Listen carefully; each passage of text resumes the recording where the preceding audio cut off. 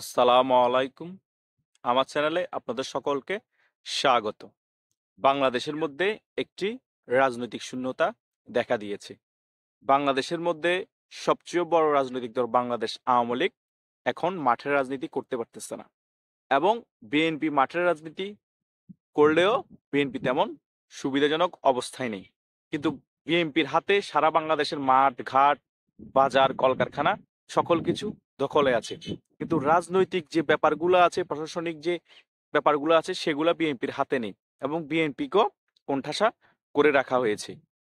এখন আমাদের দেশের মধ্যে কি জটিলতা দেখা দিতে পারে? আমাদের দেশের মধ্যে সর্বপ্রথম যে জটিলতা দেখা দিবে যে আমাদের দেশে নির্বাচন হবে না। দ্বিতীয় জটিলতা দেখা দিবে রাজনৈতিক বড় দলগুলোকে সম্পূর্ণরূপে কোণঠাসা করে রাখা হবে, তাদেরকে মাইনাস হিসেবে ধরা হবে এবং মৌলবাদের উত্থান হবে। আর তৃতীয় সর্বোচ্চ ভয়ঙ্কর তথ্য হলো, ভয়ঙ্কর চিন্তার বিষয় হলো, ডক্টর ইউনূস সরকার পদত্যাগ করবে না, নির্বাচনও দিবে না এবং শেষ দেখে ছাড়বে। যতদিন পর্যন্ত বেঁচে থাকে ততদিন পর্যন্ত লড়াই সংগ্রাম করে এই সরকার টিকিয়ে রাখবে। কেন টিকিয়ে রাখবে? তার মেইন কাহিনী হচ্ছে চীন একটা অনির্বাচিত সরকার এবং অন্তর্বর্তীকালীন সরকার, যার মেয়াদ বেশি না, যে সরকার ডিসেম্বরে নির্বাচন দিবে, সেই সরকারের প্রধান উপদেষ্টাকে চীন থেকে বিমান পাঠিয়ে তাকে এখান থেকে নিয়ে গিয়ে চীনে শি জিনপিংয়ের সাথে বৈঠক বসবে। চিন্তা করেন, একটা অনির্বাচিত সরকার যার মেয়াদ আর বেশি দিন নেই, তাকে চীন কেন নিজের দেশ থেকে বিমান পাঠিয়ে নিয়ে গিয়ে বৈঠক করবে? তার মানে এটা চিন্তা করার বিষয় আসে। তার মানে মেইন কাহিনী হচ্ছে এই ডক্টর ইউনূস সরকার অনেক লং টার্ম ধরে থাকবে এবং যত ফাইট করা দরকার সে ফাইটে চীনের সমর্থন আছে। কারণ চীন এখন যেভাবে বাংলাদেশের মধ্যে একটা অবস্থান ক্রিয়েট করতে পারতেছে, বিগত 20-30 বছরও এই অবস্থান চীনের বাংলাদেশে ছিল না এবং আগেও ছিল না, আর ভবিষ্যতে হবে কিনা তার কোনো ঠিক ঠিকানা নেই। সে কারণে চীন যে সুযোগটা আছে, এই ডক্টর ইউনূস সরকারকে অনেক লং টাইম ধরে বাংলাদেশের রাজত্বে দেখতে চায় এবং ডক্টর ইউনূসের সরকারের সাথে বিভিন্ন ধরনের চুক্তিও স্বাক্ষর করবে এই চীন। চীনের নীতি হচ্ছে বিজনেস নীতি। চীন বিজনেসের জন্য যে কোনো পথ অবলম্বন করতে পারে। চীনে এই বাংলাদেশকে এখন ঋণ দিয়ে অনেক উন্নতি করবে, অনেক উন্নয়ন করবে, ডক্টর ইউনূস সরকারকে অনেক কিছু দেখাবে। কিন্তু যখন ঋণের বোঝা ভারী হয়ে যাবে তখন চীনের খেলা শুরু। বাংলাদেশ থেকে যা চাওয়ার তখন তা চাইতে পারবে আর দিতেও তখন বাধ্য। কারণ ডক্টর ইউনূস সরকার তখন এদিকেও যেতে পারবে না, ওদিকেও যেতে পারবে না, ঋণের বোঝাও আছে। আর সরকার গভর্নমেন্ট যদি ফল্ট করে তাকে মেরে ফেলবে, না হলে হাজতে যেতে হবে, না আর্মি অ্যারেস্ট করবে। আর সে এটা মেনেই কিন্তু এইসব কাজ করতেছে। কারণ তাদের এখন ডু অর ডাই সিচুয়েশন। হয় করো, না হয় মরো।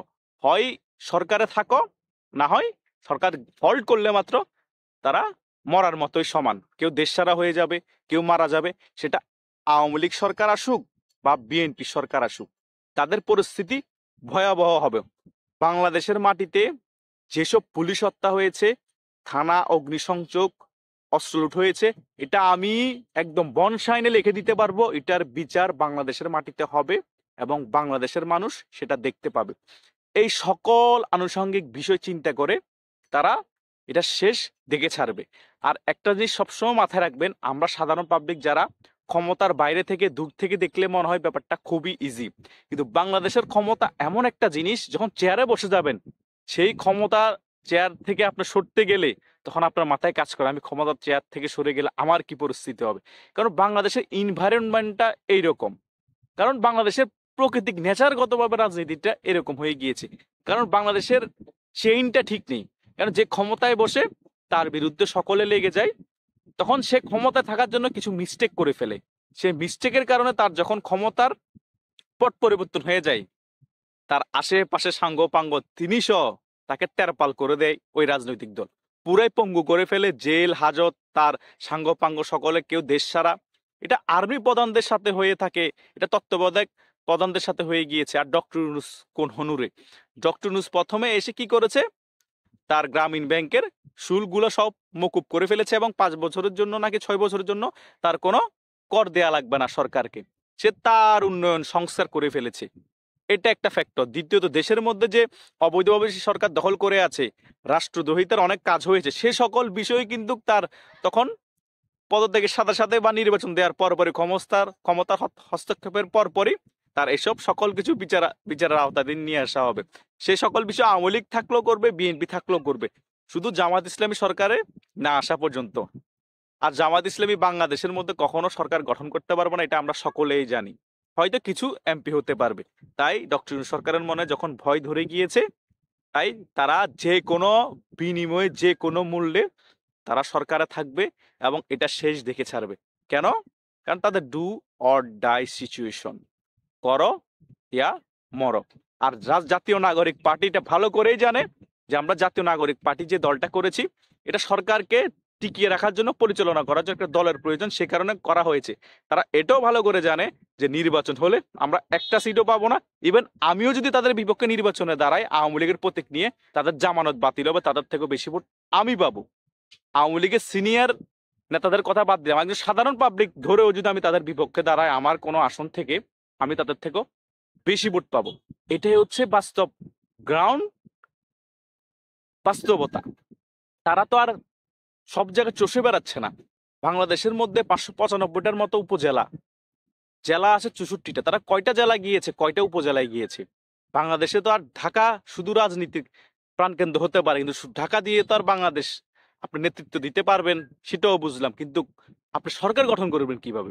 ঢাকার সকল আসন পেয়ে গেলেন, কিন্তু অন্যান্য জেলা উপজেলার আসন ওগুলো পেতে হবে আপনাকে। সে কারণে তৃণমূল লাগবে আপনার।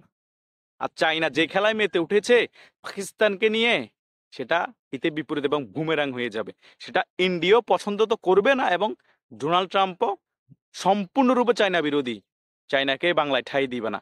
সেটা আওয়ামী লীগের জন্য পজিটিভ। চাইনার এত প্রেম প্রীতি ডক্টর ইউনূসের সাথে করা মানে আওয়ামী লীগের জন্য পজিটিভ। ডোনাল্ড ট্রাম্প যা খেপার আরো 10 গুণ খেপবে, ইন্ডিয়া যা মেকানিজম করে আরো 10 গুণ করবে। ডক্টর ইউনূসের মেইন শক্তি হচ্ছে চায়না ব্যাক, পাকিস্তান আছে সাথে, ইউরোপিয়ান কিছু দেশ সাথে সম্পর্ক ভালো। ডক্টর ইউনূস নোবেল পুরস্কার পাওয়ার কারণে এরা ব্যাক করতেছে ডক্টর ইউনূসকে। সে কারণে ডক্টর ইউনূস মনে করতেছে আমি কাউন্টার নেয়ার মতো এখন ওই পর্যায়ে আছি বাংলাদেশের ভিতরে কিছু রাজনৈতিক দলের সাথে এবং বৈশ্বিক কিছু দেশের সাথে।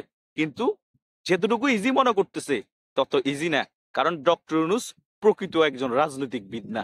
সে একজন সুদী ব্যবসা করতো, সুদের ব্যবসা করতো। সে একজন অন্য টাইপসের অন্য অর্থনীতিবিদ, তার লাইন হচ্ছে আলাদা। সে রাজনীতিক চিন্তা ভাবনা করে, তার কাছে সকল কিছু যেরকম ইজি মনে হয়, বাস্তবতা এবং বৈশ্বিক প্রেক্ষাপট সম্পূর্ণরূপে ভিন্ন। তাই এই সরকার যে নির্বাচন দিবে না সেটা আমি অনেক ভিডিওতেই বলেছি। আর নির্বাচনের সময় আসলে এই সরকার তালবাহানা করবে, দেশের মধ্যে কোন্দল সৃষ্টি করে দেশের ভয়াবহ পরিস্থিতি ক্রিয়েট করবে। তাই সেনাপ্রধান যে আছে আমাদের ওয়াকারুজ্জামান, ওনার দরকার এই সরকারকে খুব কঠিনভাবে একটি প্রেসার দেওয়া, একটি ইনক্লুসিভ নির্বাচন দেওয়ার জন্য। তিনি তো বলেছেন একটি fair and free and fair inclusive election যাতে বাংলাদেশে দেওয়া হয়। এটার মানে হচ্ছে সকল দলের অংশগ্রহণে, আওয়ামী লীগ, জাতীয় পার্টি, আরো অন্যান্য যত দল আছে সকল দলের অংশগ্রহণে একটি সুন্দর নির্বাচন দেয়া হোক। ওয়াকারুজ্জামান ডক্টর ইউনূসকে কঠিনভাবে বলে দেওয়া হোক যে আপনারা এই টাইমের মধ্যে নির্বাচন দিবেন। যদি নির্বাচন দিতে ব্যর্থ হন বা নির্বাচন না নেন, আমরা সেনা শাসন জারি করব এবং আমরা বাংলাদেশের মধ্যে হস্তক্ষেপ করব। পরবর্তীতে আমরা দেশটাকে স্টেবল করে একটি ফ্রি অ্যান্ড ফেয়ার ইলেকশন দেওয়ার জন্য ক্ষেত্র তৈরি করব। এটাই সেনা প্রধানের এখন হওয়া দরকার। তা না হলে কেন নির্বাচন দিবে না ডক্টর ইউনূস সরকার, দেশের পরিস্থিতি কি হবে, সকল কিছু আমি এই ভিডিওর মধ্যে বলে দিয়েছি। আশা করছি সকলে ব্যাপারগুলো বুঝতে পেরেছেন, এবং ভিডিওটি যদি ভালো লাগে আপনারা সকলে লাইক এবং কমেন্ট শেয়ার করবেন। ধন্যবাদ সকলকে।